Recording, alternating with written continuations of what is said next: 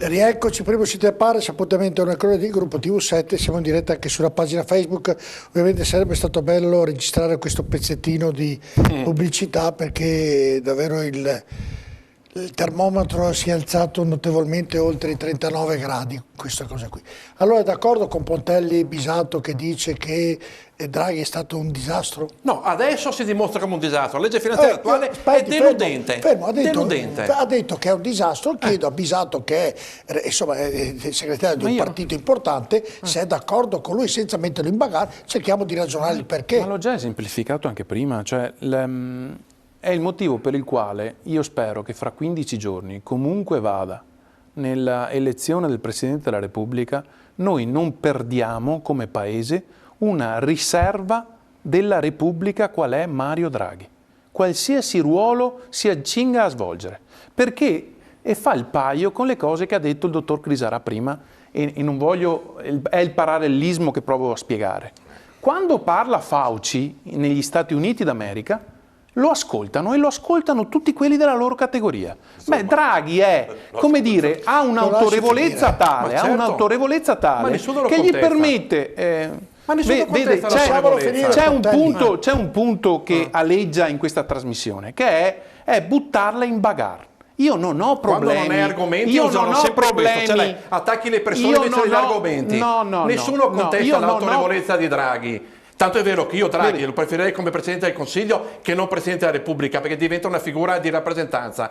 Ma questo non vuol dire che io debba essere servile nei suoi confronti, come siete voi. Siete servili, perché quando aumenti la pressione fiscale, quando la manovra IRPEF porterà 21 euro in più al mese a 27 milioni di persone, tu me la vendi come una riforma fiscale, mi stai prendendo in giro. Io mi chiedo sempre, quando mi confronto... Scusate un attimo, perché altrimenti qui stiamo perdendo un po' la bussola.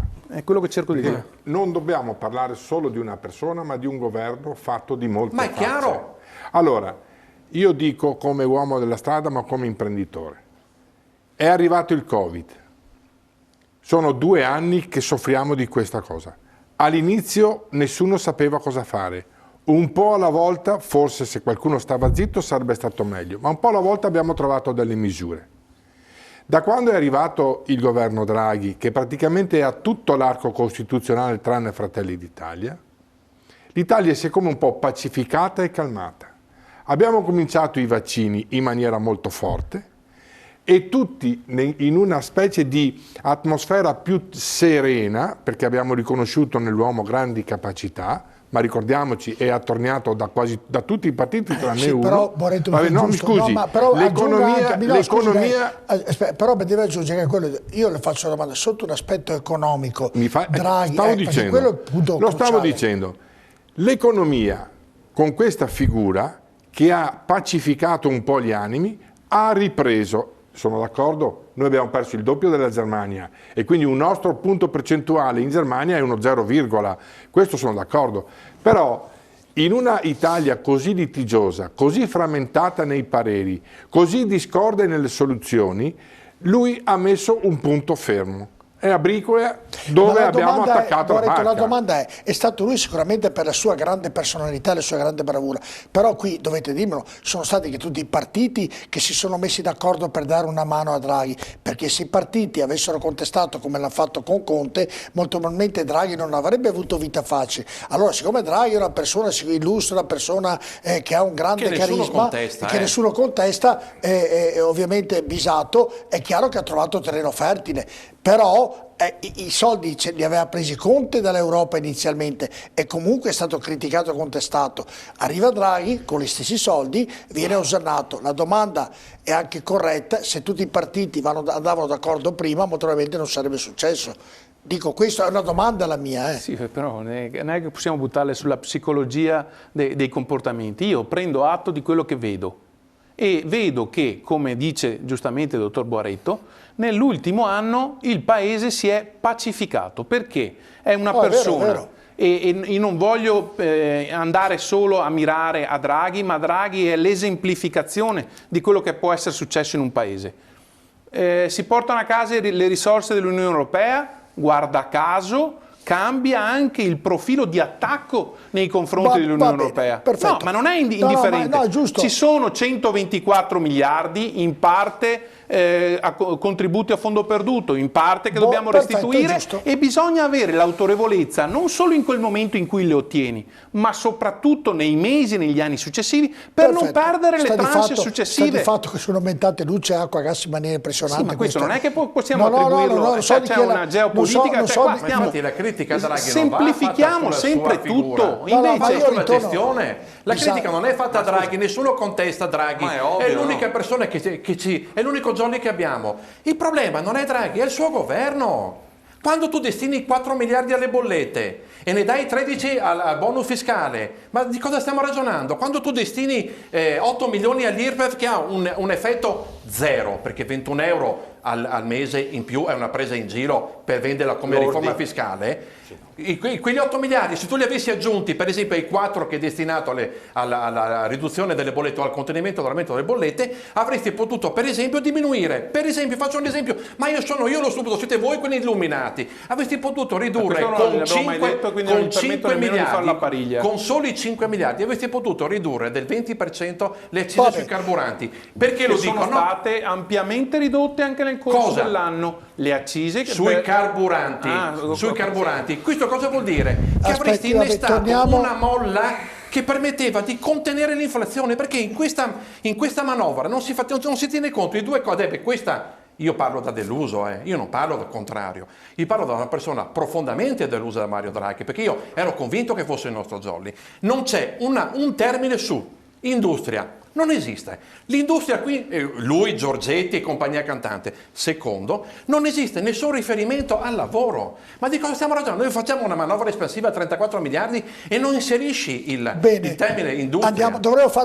La faremo, Pontelli, poi lei viene spesso nostro ospite, io devo sempre ringraziarla. Però ritorniamo invece sotto un aspetto turismo. Ovviamente il turismo in questo momento è quello che sta pagando turismo e ristorazione moltissimo. E quindi se ci saranno, non si guarirà da questo Covid, come diceva, ci saranno le varianti e finché non sarà vaccinato gran parte del mondo ci sarà questa ripercussione ogni volta in questo periodo, quindi il turismo ha delle conseguenze gravi, presumo. Mi racconti un attimino com'è la situazione a Abano, lei è il presidente Ferralberghi delle Terme, quindi com'è la situazione, Boaretto, allora, ovviamente vivete ancora di ristori o qualcuno chiuderà o qualcuno venderà gli alberghi? Nello specifico dobbiamo dire che Abano e Montegrotto, questo bacino termale, ha sofferto e soffre molto. A Natale abbiamo avuto un indice di occupazione se non del 60% un po' sotto e per fine anno circa un 75% la media. Era aumentato quando il Covid era sparito, Abano cominciava ad andare bene, le terme cominciavano ad andare bene? Sì, infatti nel mese di agosto, settembre e ottobre abbiamo, diciamo così, tirato un sospiro di sollievo. Ma poi le cose sono precipitate e sono precipitate naturalmente in maniera tale che il primo comparto che va a soffrire in maniera molto pesante anche per l'elevato numero di addetti, perché abbiamo oltre 500.000 di addetti fissi nel comparto del turismo, ma il turismo poi è diciamo, è il capofila di una filiera molto lunga e molto importante per il paese Italia e quindi un'attenzione, anche noi forse siamo un po' delusi dall'atteggiamento che ha avuto il governo con la manovra economica, dove ha privilegiato magari certe situazioni di generosità nei confronti di cittadini italiani come il reddito di cittadinanza oppure la mancanza della cassa integrazione per il nostro comparto oppure la disoccupazione per altri. Ecco, anche noi siamo delusi, però a noi spetta anche il compito di vedere le cose un attimino con un po' di fiducia. Diciamo, adesso ci hanno tutti quanti raccontato che per fine mese ci sarà questo picco di contagi. È evidente che il turismo ne risente in maniera molto forte, ma quello che chiede il turismo oggi non è un bonus. Noi chiediamo delle riforme strutturali importanti. Tipo?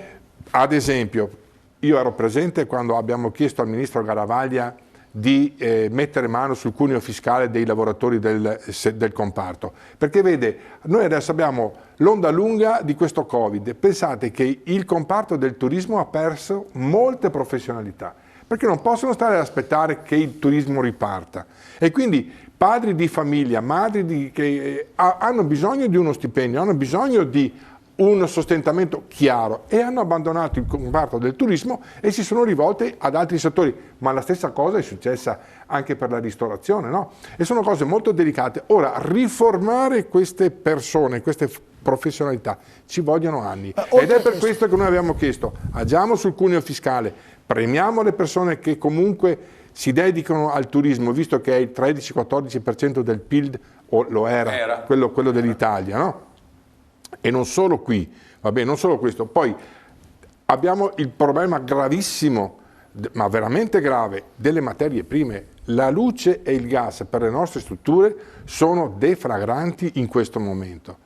Abbiamo più che raddoppiato i costi, per non parlare del gas che è quadruplicato. È per tutti, quindi dicevo prima, per tutti gli imprenditori purtroppo. Però ragazzi, per loro che riscalda l'albergo. Riscaldare un albergo lasciatemi finire. Non è come uno che su un camion lo lasci fermo. Riscaldare un albergo. Lasciatemi finire, perché è una cosa che i nostri governi devono capire. Il turismo è servizio. E i servizi hanno un'alta occupazione. Senta, Boaretto, e quindi quando si fa male ad un comparto, come il turismo, si fa male a una forte componente ovviamente. sociale. E quindi se questa pandemia, questo Covid, in questo periodo durerà più tempo, avrà delle ripercussioni, parliamo di Abano e delle Terme perché siamo vicini, avrà delle ripercussioni che in primavera. E quindi come cercherete di superare questo periodo triste? Noi abbiamo delle idee molto chiare. Allora, la Costituzione dice che uno deve pagare le tasse in base alle sue capacità. Le imprese sono la stessa cosa. Se non salviamo le imprese, non salviamo i posti di lavoro, non salviamo un equilibrio socio-economico. Quindi le imprese devono avere la stessa attenzione che hanno le persone. E vi spiego.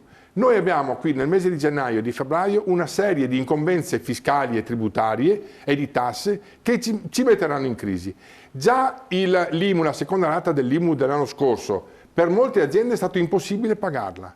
Quindi se tu non lavori, come puoi pensare di pagare come se nulla fosse successo quello che era stato precedentemente dimensionato? Il ministro era da cosa le ha risposto a questa precisione? Lui era favorevole, ma chiaramente quando si mettono, non è Draghi che è contrario, quando si mettono tutti insieme abbiamo 13 miliardi a favore del reddito di cittadinanza. Quando vi dico questo, noi abbiamo difficoltà a trovare i lavoratori. Non vengono a lavorare, preferiscono stare in reddito di cittadinanza. Allora io dico, scusa, deve essere automatico, ho un posto libero, non vuoi lavorare, ti tolgo il reddito di cittadinanza. Perfetto. Ma in maniera Patrizio Bertini, sotto un aspetto economico, aggiungendo a tutto quello che ha detto Boaretto. L'analisi che ha fatto Emanuele è chiara e limpida e testimonia quello che noi stiamo passando in questo momento qua. E noi abbiamo bisogno di soluzioni adesso e quindi anche dilazionare quello che riguarda i nostri anche debiti che abbiamo fatto, dilazionarli in più anni e quindi dare la possibilità all'impresa di sopravvivere, perché si tratta di sopravvivenza ormai delle imprese, perché il comparto termale, che è qui che lo possiamo testare noi, è quello che ha avuto solo un mese e mezzo di respiro, qualche mese di respiro, poi è risprofondato ancora nel buio più profondo. Oggi tirare su un albergo chiuso, dove deve riscaldamento, tasse, corrente, IMU, tutte queste situazioni qua, deve andare per forza in banca a chiedere aiuto. Le banche gli chiudono i rubinetti perché dice guarda che se non lavori è il commercio ma è tutto così, è l'impresa oggi che è sotto esame, al di là di Draghi sembra che sia effettivamente per tutti è stato visto come un faro in un momento di grandissima difficoltà del nostro paese. Draghi sembrava l'unica soluzione proponibile e io penso che abbia comunque fatto qualcosa. Se non altro ha dato credibilità a questo paese. Cesaro, sì, ma non ci mangiamo Cesaro con la credibilità. Ha dato credibilità a questo paese. Se no chi dava credibilità a questo paese? Conte. Ma non vuol dire niente. Ma come non vuol dire niente? Ma non è che Boaretto si paghi l'IMU con la credibilità di Draghi. Scusami, ma dai, scusa. È che voi fate parte del sistema, no? Cioè qui invece non lavora come te, ma perché hai un'attività come lui. Beh, caspita, tu devi pagare con i soldi le bollette, l'IMU, l'elettricità, non hai più i lavoratori che vengono a fare i receptionist perché sono andati a lavorare in fabbrica. Questa è la realtà. I vostri negozi chiudono perché nessuno va a comprare perché ha paura di prendere il Covid. E Draghi con la sua autorevolezza fa il brodo con queste robe qua. Tu non mangi con l'autorevolezza, perché se fosse vero così, se fosse vero, cioè mettiamo il Papa a fare il Presidente del Consiglio, che più autorevolezza di lui qual è non la ce n'ha ricetta, nessuno. Cesaro? La ricetta è che il Parlamento deve ritornare a fare il Parlamento. Io non ho più intenzione di pagare 1000 persone che non vanno neanche più a Roma, che c'è uno solo, perché la legge finanziaria che era formata da quanto? C'entra con l'economia. 17.000 pagine, nessuno l'ha letta, ha deciso tutto Draghi. I negozi a Padova chiudono, gli hotel chiudono e Draghi è l'autorevolezza. Io mi ci faccio il brodo con l'autorevolezza. Io voglio risposte concrete. Io voglio che la pressione fiscale venga abbassata, non aumentata. Quando Boaretto ha detto abbiamo aumentato di 2 miliardi il fondo per il reddito di cittadinanza, un autorevole capo del governo doveva dire a quegli scappati di casa del 5 Stelle che adesso lisciano il pelo al PD pur di rimanere lì. Ho visto io Di Maio con una vanga che va a scavar lui la TAV pur di restare al governo. Ecco, dovevano dire no, il reddito di cittadinanza non esiste più, o come diceva Boaretto, c'è sto lavoro disponibile, non lo accetti. Se lei aveva iniziato, è stato lei a prenderlo, ma è stato lei a prenderlo, dai, è stato lei. Allora preciso però, Patrizio Bertini, che i negozi, il commercio, oltre ovviamente al Covid, io non credo che sia il Covid che li sta mandando in malora, credo che sia l'e-commerce molto più credo che sia Amazon che li manda in rovina. Ho visto ieri, fra l'altro, il Report, un servizio molto carino, che facevano vedere in America tutti i più grandi centri commerciali, negozi chiusi, ma non per colpa del Covid, per colpa dell'e-commerce, per colpa di Amazon, e qui il governo dovrebbe fare qualcosa. Ma questo è un altro ragionamento che ne potremmo parlare più avanti in un'altra trasmissione, perché credo sia quello il vero problema. I negozi non chiudono per il tram, chiudono perché l'e-commerce fa dei prezzi, e poi addirittura ho visto che usa anche dei trucchetti mica tanto simpatici. Con le imprese nostre, con le imprese si fa portare, poi dice che non è arrivata la merce, va a una contrattazione, contesta invece che pagare 100 ne paga 50. Ho visto delle cose però quelle robe là vanno questo bene, il governo bene, dovrebbe, questo il governo dovrebbe entrare. Esatto, e questo il governo dovrebbe entrare in merito e parlare. È per quello che il commercio per me fra 5-6 anni sparirà completamente o quasi, ma non sicuramente per colpa del Covid. Era solo per chiarire un attimino il concetto del commercio. Secondo quello che, insomma, le nostre stime, il commercio sta sparendo, una parte di commercio che sta soffrendo in maniera importante, che è quello dei centri commerciali, che noi lo stiamo dicendo da tantissimo tempo, signori. Basta costruire centri commerciali. Sta sparendo, quelli ci sono, spariranno. Quelli hanno inaugurato 1 o 2 mesi fa, un mese e mezzo fa. Ma quelle sono cose di 20 anni fa, che ho anche il sindaco. Però non poteva il sindaco Brugnaro dire di no, perché erano ovviamente appalti, non parlo di supermercati, parlo di centri commerciali. Centro commerciale, ma qui vicino a noi, 20 anni fa, quando che noi abbiamo combattuto 2 Carrare, la concessione per aprire 2 centri commerciali che non li hanno mai aperti. Ma oggi non può il comune dire no, non puoi farlo perché deve pagare una penale, però per fortuna non li costruiscono perché non funzionano più. Ma io sono convinto che comunque il centro storico, i centri storici delle città non spariranno mai, perché quelli hanno una loro funzione. Se va a Venezia, no, soffriranno. Venezia è una città turistica, manca il turismo, chiaramente va in difficoltà il negozio, ma questo è chiaro. Però il centro storico non soffrirà mai più di tanto. Me lo auguro. Dopodiché, quello che riguarda l'e-commerce, è vero, l'e-commerce dovrebbe assolutamente essere regolamentata a livello internazionale. E chiaramente l'e-commerce, Amazon, perché vede l'e-commerce oggi solo delle aziende come Patrizio Bertini, e-commerce inteso i grandi gruppi, quelli che hanno monopolizzato un po' il sistema, Amazon, Alibaba e quelli là, che sono quelli che hanno messo in difficoltà tantissime attività in effetti ci sono già molti negozi che quando entrano per provare, perché molti ragazzi entrano, fanno la fotografia e poi vanno ad acquistare su Amazon, certi negozi hanno detto vieni dentro le prove, devi pagare la prova, almeno hanno iniziato a fare in questo. Cambiare normative fiscali. Esatto, questo bisognerebbe avere il coraggio di mettere mano. Crisarà, però questa situazione era ed è una situazione che sembrava fosse terminata, e ritorniamo al vecchio discorso,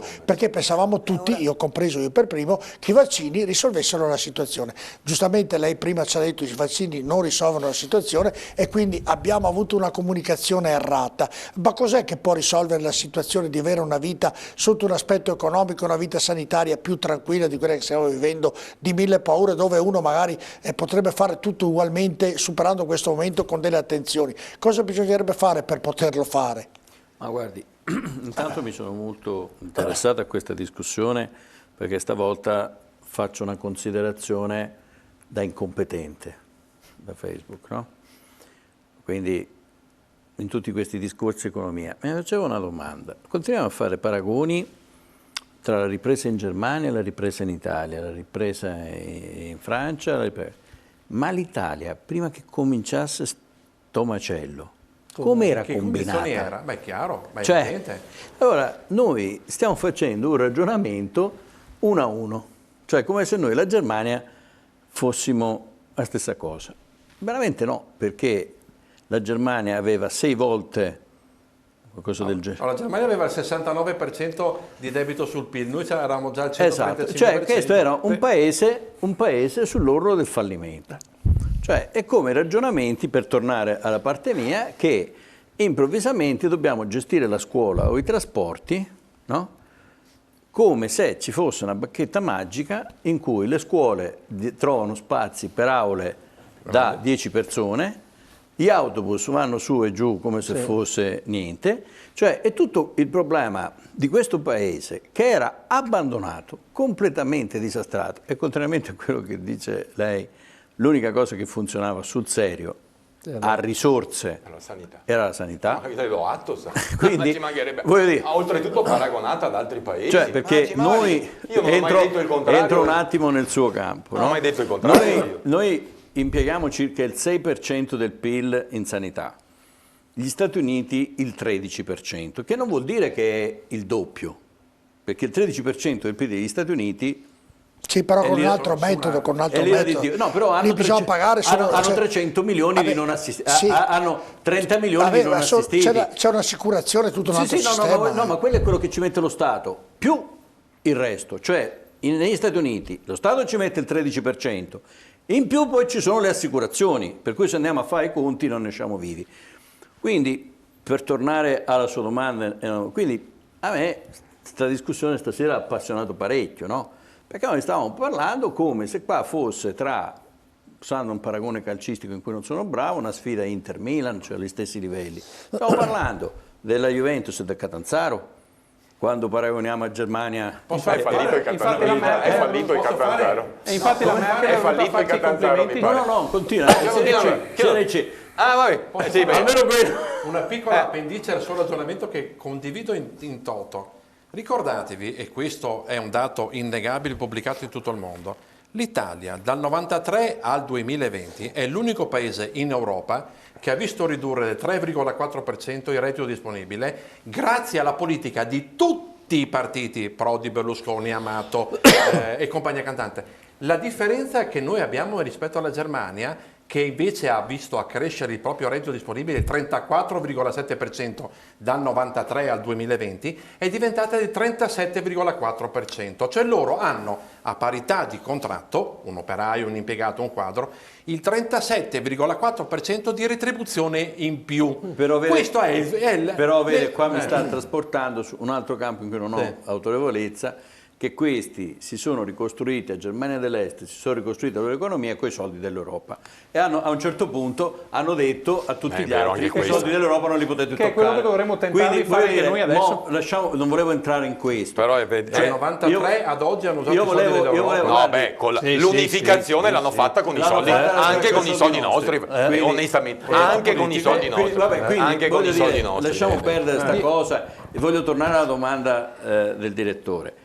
Allora, le possibilità di rientrare a poco alla volta in una vita complessivamente normale. Sotto l'aspetto economico. Esatto, dico, per cui ci sono non solo l'aspetto, ma l'aspetto economico, l'aspetto, come dire, è possibile. Tanto gioca sul buonsenso, perché se io disdico l'albergo ad Abano, dove spero di andarci presto se ho tempo, posso farmi a fine dell'anno coccolato, fate cose, perché ho paura del Covid, e poi mi chiudo in appartamento con 20 persone per festeggiare il 31 di dicembre. Non ho capito niente. Fatto un danno economico, perché se non vado in albergo, perché mi voglio preservare la salute, festeggerò con mia moglie a Praglia, in una cella di Praglia. Ecco, per dire, no? Là, cioè, mi trovo, mi organizzo. Ma invece hanno fatto tutto per la seconda ipotesi. Non è che il turismo funzioni proprio così, dottore. Non è che funzioni proprio così, perché... Stavo facendo un ragionamento. No, ma è un paradosso il suo, sì, no? Ma ad Abano la Germania aveva fatto quasi il suo staterello, perché si viveva da Germania, Austria, Francia, e quindi quando sono chiuse le frontiere questi non arrivano e non arriveranno per tempo. Non ho dubbi, però c'è una cosa devo dire, perché anche se la Germania veniva, che era soddisfatto allo Stato come prima, ma dopo no, però, e veniva lo stesso. Il concetto, perché chiudono le frontiere? Perché aumentano i contagi. Allora, quello che volevo dire è questo: è inutile assumere, come dire, atteggiamenti di un famoso film, vizi privati e pubbliche virtù. Allora, dobbiamo avere dei comportamenti coerenti, quindi a fare attenzione alle regole, fare attenzione a fare ancora un piccolo sacrificio, perché chiediamoci il perché siamo in questi giorni. Allora mi colgo l'occasione, vediamo. Con i picchi più alti. Dottore, perché facciamo così, finisco, no, poi 4 giorni fa l'Italia ha fatto festino. Lei mi ha anticipato, andiamo poi termina il concetto, perché andiamo a vedere il servizio che ci dice tutte le regole di come comportarsi con i contagi, con i tamponi, con la quarantena e via discorrendo. Vediamo questo servizio. Tamponi, test rapidi, isolamento, quarantena. L'aumento dei positivi sta facendo esplodere domande e perplessità da parte dei cittadini, dubbiosi su procedure e protocolli da seguire. Ecco allora le risposte alle domande più frequenti. Cosa fare se si risulta positivi a un test fai da te? È necessario autoisolarsi e sottoporsi a un tampone di controllo, che può essere un test antigenico rapido in farmacia o un tampone molecolare prescritto dal medico di base, nel caso in cui lo ritenga necessario. E se si risulta positivi a un test antigenico rapido somministrato in farmacia? In quel caso si è già positivi a tutti gli effetti e scatta immediatamente l'isolamento. Quanto dura l'isolamento per i positivi? Per i vaccinati con 3 dosi o con la seconda dose ricevuta negli ultimi 120 giorni, l'isolamento dura 7 giorni più l'esito negativo di un tampone. Per tutti gli altri, 10 giorni più l'esito negativo di un tampone. I giorni di isolamento si contano dall'insorgenza dei sintomi o, per gli asintomatici, dall'esito positivo del tampone. Nel caso in cui il tampone continuasse a risultare positivo, si potrà interrompere l'isolamento dopo 21 giorni, ma solo se in assenza di sintomi da almeno 7 giorni. Cosa si intende per contatto stretto? Per contatto stretto si intende una persona che vive nella stessa casa di un caso Covid-19, una persona che ha avuto un contatto fisico diretto con un caso Covid-19, una persona che ha avuto un contatto diretto non protetto con le secrezioni di un caso Covid-19, una persona che ha avuto un contatto diretto faccia a faccia con un caso Covid-19 a distanza minore di 2 metri e di almeno 15 minuti, una persona che si è trovata in un ambiente chiuso con un caso Covid-19 in assenza di dispositivi di protezione idonei, un operatore sanitario o un'altra persona che fornisce assistenza diretta ad un caso Covid-19 oppure personale di laboratorio addetto alla manipolazione di campioni di un caso Covid-19 senza l'impiego dei dispositivi di protezione raccomandati o con l'utilizzo di dispositivi di protezione non idonei, una persona che ha viaggiato seduta in un qualsiasi altro mezzo di trasporto entro 2 posti in qualsiasi direzione rispetto a un caso Covid-19. Cosa si intende invece per contatto a basso rischio? Per contatto a basso rischio si intende una persona che ha avuto un contatto diretto faccia a faccia con un caso Covid-19 ad una distanza inferiore ai 2 metri e per meno di 15 minuti, una persona che si è trovata in un ambiente chiuso o che ha viaggiato con un caso Covid-19 per meno di 15 minuti, un operatore sanitario o altra persona che fornisce assistenza diretta ad un caso Covid-19 oppure personale di laboratorio addetto alla manipolazione di campioni di un caso Covid-19 provvisto di dispositivi di protezione raccomandati, tutti i passeggeri e l'equipaggio di un volo in cui è presente un caso Covid-19, ad eccezione di quelli considerati ad alto rischio. Cosa devo fare se sono stato a contatto con una persona risultata positiva?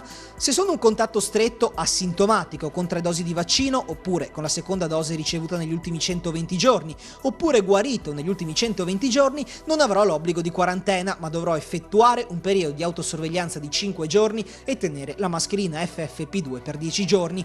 Se sono un contatto stretto asintomatico con ciclo vaccinale completato da oltre 120 giorni e con Green Pass in corso di validità, dovrò fare una quarantena di 5 giorni più l'esito negativo di un tampone. Se sono un contatto stretto non vaccinato o con il ciclo primario non completato o completato da meno di 14 giorni, dovrò fare una quarantena di 10 giorni più l'esito negativo di un tampone. Se sono un contatto a basso rischio non dovrò fare la quarantena, ma dovrò mantenere le comuni precauzioni igienico-sanitarie. Allora, mi è piaciuto moltissimo perché abbiamo in onda il protocollo e veramente gli ospiti che qui sono stati molto attenti a tutto. No, ma non si può capire. L'unico che è stato, mi lasciate finire il concetto, l'unico che è stato attento è stato il dottor Crisalà, devo dire quello che è successo durante la pubblicità. È vero o no? Dunque lei parlava di protocolli, noi abbiamo mandato i protocolli che dovrebbero essere rispettati. Sono troppi, sono esaustivi, sono esagerati come hanno detto una parte degli ospiti, anzi quasi tutti tranne lei. Allora, non sono come dire, esagerati, è che questo non è, questi non sono argomenti da dare in pasto alla stragrande parte della popolazione, perché ovviamente, a parte tenere a memoria tutto quell'elenco, bisogna avere a discrezione. In questo il ruolo fondamentale, e le posso garantire che stanno rispondendo ad un impatto immenso, è quello dei medici di medicina generale e dei pediatri di libera scelta, che in questi giorni sono sommersi da richieste, ma sono un contatto, sono qua, ho bisogno del tampone, eccetera, eccetera. E anche lì allora la comunicazione iniziale di chi l'ha fatta, bastavano 3-4 punti semplici e bastava questo. Il problema di fondo era quello dell'inizio. Hai un dubbio, chiama il tuo medico. Il problema qual è? Il problema è che tutto il mondo intorno è collassato, perché è un dato di fatto che il SISP, per esempio, di questa provincia non esiste. Cioè, una battutina, sarà arrabbiato lei con Zaia perché ha portato da 1.400 a 1.500 medici di base a 1.800? Sono divertito perché è un provvedimento inutile.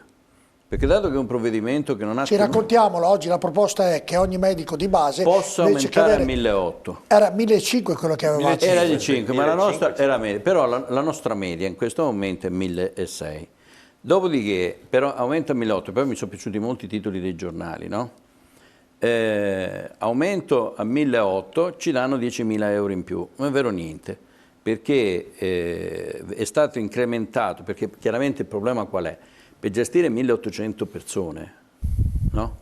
Non può essere il medico di medicina generale, deve essere un gruppo, quindi ci deve essere l'amministrativo e ci deve essere l'infermiere minimo per medico, no? Giusto? Perché senza sta cosa non li gestisci. Poi posso arrivare anche a 2.000 se mi danno questa struttura. Beh, ma già 1.500 servirebbero l'assistente. No, già non c'è dubbio su quello, però se cominciamo a salire cose. Dopodiché il problema qual è? Sa quanto equivale quello che è stato messo sul tavolo per il personale di studio, cioè solo per la segretaria, a mezz'ora, 3/4 d'ora al giorno, a settimana? Perché questo poi è. E quindi lei come Presidente dell'Ordine cosa ha detto? No, Presidente dell'Ordine, come diciamo medico di famiglia, e la verità medico di famiglia, noi gli avevamo fatto delle proposte precise su questa cosa qua, che sono molto più articolate e che erano cominciate soltanto nel 2019 a luglio. Il dottor Bisato stava da quelle parti là, no? Dove noi avevamo rimesso in campo il ragionamento sulle medicine di gruppo integrate. Quella è una risposta seria. oppure anche ha risposto sulla Guardia Medica. Quindi abbiamo fatto un bello spot pubblicitario, abbiamo detto tutto, non aderirà nessuno, perché il problema più grosso, uno è che non ci sono medici, ma non ci sono, non perché i medici, non è vero quello che dicono all'inizio della delibera che ci sono 600 medici in lista, sarò velocissimo, che non accettano, ma scusate un attimo, tra lavorare 12 ore al giorno circa, perché vi ripeto, chi non crede, noi abbiamo sempre detto aprite Sogei, utilizzate i dati di Sogei perché tanto hanno il collegamento col mio computer perché passo le mie ricette, così potete stabilire tranquillamente quante ore... Crisarà, però lei ieri ha contestato Sogei in maniera veramente... Cosa? Certo, perché... Ecco, no, perché non può dire adesso guardate Sogei, ma quello è un fatto... e lei ieri sui giornali contestava Sogei. No, Cesare, non mi frega su questo, quello è un fatto passivo, nel senso che io per farle una ricetta di tachipirina, paracetamolo, devo avere l'autorizzazione da Sogei, se no lei la ricetta non ce l'ha, quindi è un dato oggettivo. Quelle che hanno mandato all'ordine è una sono due cose diverse. Una fetecchi. Esatto, diciamo meglio così che è meglio.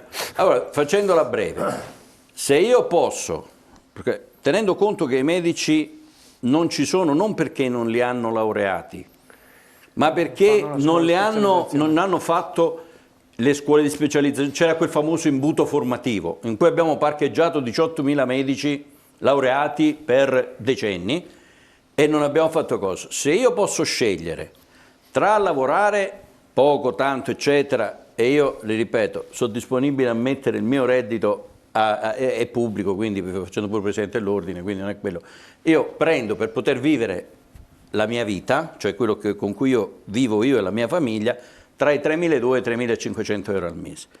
Tra scegliere questo e beccarsi i problemi, io felice di beccare di 1.500-1.800 pazienti, e fare l'USCA a 40 euro al giorno, all'ora, facendo tamponi e vaccini, oppure non fare la guardia medica a 27 euro l'ora per lavorare di notte, prefestivo e festivo, ma mi spiegate chi va ad accettare questa cosa? Allora noi avevamo proposto una roba molto banale, che per poter avere un incarico USCA dovevi accettare un incarico di guardia medica a 27 euro, che mi pare la roba più normale. Ma in una crisi sanitaria chi è che deve definire queste cose? Cioè, una crisi sanitaria, noi stiamo vivendo una crisi sanitaria mai vista dagli ultimi 100 anni. Allora, dobbiamo mettere i riflettori sulla sanità, o sbaglio? Non è stato fatto nulla, mi dica, cioè briciole. Ma allora quando dicono loro che esaltano Draghi, Draghi è l'uomo solo al comando, deve fare qua che sbaglia, però vede Cesare, non è la regione, non è la regione, questo è un problema che non è vero che non c'entra la regione. Perché questo è un problema. Ho detto che c'entra la regione anche, però se ci fosse, come diceva Bisato prima, il generale con 8 stelle che decide tutto... Ma questo non lo risolve, manco il generale con 18 perché non stelle. C'è volontà. No, perché non c'è possibilità, perché lei per formare un medico di medicina generale ci vuole 3 anni. Lei se l'è presa con la Chienche, no? Bonariamente diceva che la Chienche... No, non è che me la prendo con la Chienche. No, insomma, c'ho l'articolo anche ho visto, non è che proprio avesse detto voglio andare a cena con la Chienche. Io me la prendo con la persona. No, ma ci mancherebbe. No, perché sennò ti torna a essere... Di nuovo rifaccio il Ci siamo capiti. Quando lei diceva che un oculista non può fare, secondo lei non poteva fare il medico di base. Ecco. Ma cosa è stato risolto da quando la Chienche è diventata il medico di mia moglie, perché è il medico di mia moglie, la Chienche? Cosa è stato risolto? Cosa è stato definito da febbraio dell'anno scorso? Niente. Non è vero, perché sono stati fatti una serie di provvedimenti. Il fatto è che sei arrivato come con la scuola, con i trasporti e con il resto, fuori tempo limite. Allora... Perché noi questa faccenda della mancanza di medici di medicina generale, sa quando l'abbiamo pubblicata e dichiarata all'Italia e al Veneto? Esattamente nel novembre 2002, semplicemente 20 anni fa. Fate conto. 5 o 6 anni fa una funzionaria della Regione Veneto che era addetta alla scuola di medicina generale, va bene, ha ridotto i posti da 50 a 25. Li ha dimezzati. Va bene, quindi devo interrompere. In quinta commissione e ci sono i verbali, i cosi, come si chiama? Che la mancanza di medici di famiglia nel Veneto era un'invenzione dei sindacati. Vabbè, era la domanda che le avevo fatto, cosa farete appunto in virtù di quello che è la disposizione o la richiesta del Presidente Zai, in virtù di aumentare i vostri assistiti? Ok, lei vuole fare una domanda a Cristiana, rapida sì. La domanda, rapida che la risposta. No? Nel primo servizio, non nel secondo, ma nel primo servizio Denis Maran faceva riferimento al fatto che è possibile che questa ondata di pandemia si trasformi in endemia, diventi endemica. E se così fosse, semplifico io avremmo risolto il problema. Avremmo in parte risolto il problema. Cioè, può essere, è un'affermazione che diventa una domanda. Può essere che nei prossimi 20... Oggi ho letto sul giornale che sta arrivando, siccome l'ondata dell'Omicron non è pesante, è abbastanza leggera, sta arrivando al Camerun ma è arrivato il 9 dicembre ed è già circoscritta a Marsiglia. Se sta benedetta Omicron adesso come dire, si propaga molto velocemente, quindi il numero dei contagiati è enorme in questi giorni. Ma la conseguenza, io la penso grazie al vaccino, e il dottore lo testimonia, qualcun altro stasera. No, però la premessa tua era diversa, non c'entra niente il vaccino. No, tu la tua premessa, quando parli di variazione da pandemia a endemia, non c'entra il vaccino. Tu stai facendo una valutazione anche una conseguenza, caro Cesaro, è in parte anche una conseguenza, perché se si propaga tantissimo... La domanda è, la conseguenza diretta è, quindi se nei prossimi 20 giorni, non per paradosso ma per analisi,